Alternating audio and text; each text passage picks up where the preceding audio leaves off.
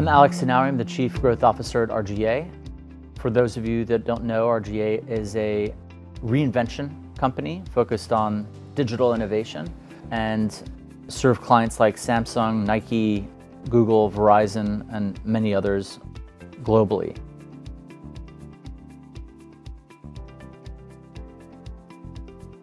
One is certainly to rely on data.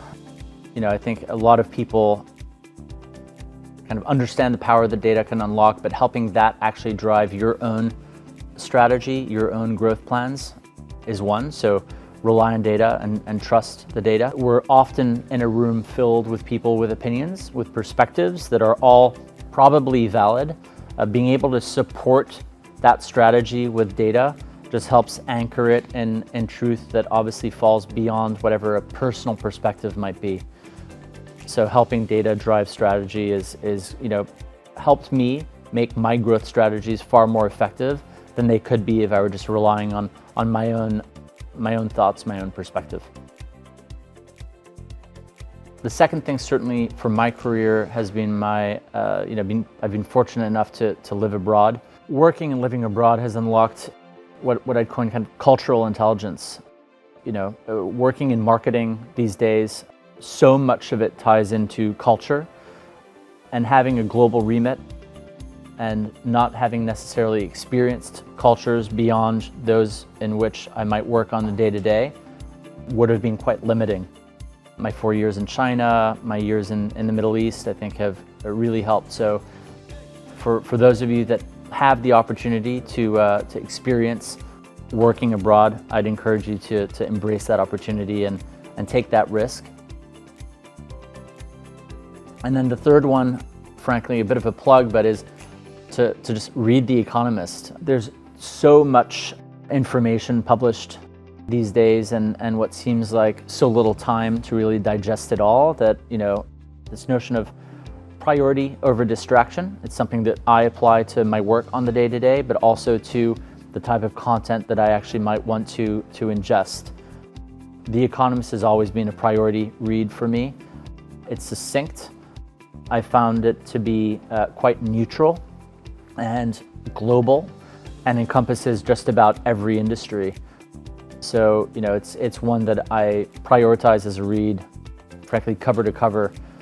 And I found that it's surprisingly useful in my world of advertising and marketing, but also just in engaging in intelligent conversation over dinner.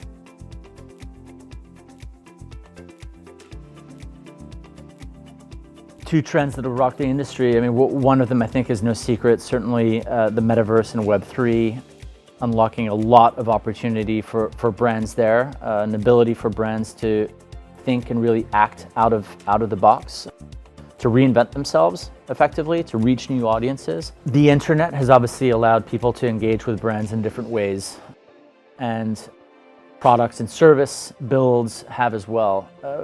The notion of them being now interconnected just opens up a whole world of opportunity of how people can engage with brands, how brands can engage with one another, and even the different personalities that those brands can have. Our executive creative director, Nick Pringle in London recently spoke to an example that kind of unlocked that aha moment for me, which was that while Red Bull is an energy drink in the world, in the metaverse, it might be fuel for a jetpack.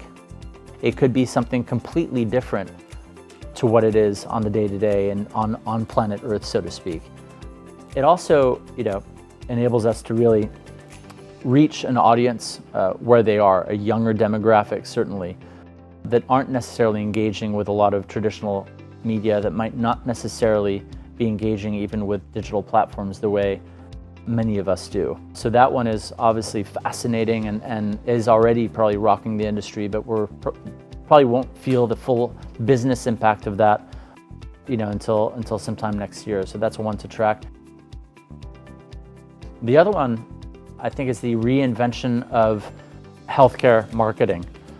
I think overdue for a bit of a facelift, a bit of modernization. And so seeing a lot of the big pharma brands and healthcare practices rethink the way they go to market in the next couple of years is one that I would keep an eye on. 2020 was the year the world went digital first. With over half of media spend shifting to digital, half of sales shifting to digital, and of course that trend has continued. We're seeing that the healthcare practice that I think was interested in transforming now has to transform.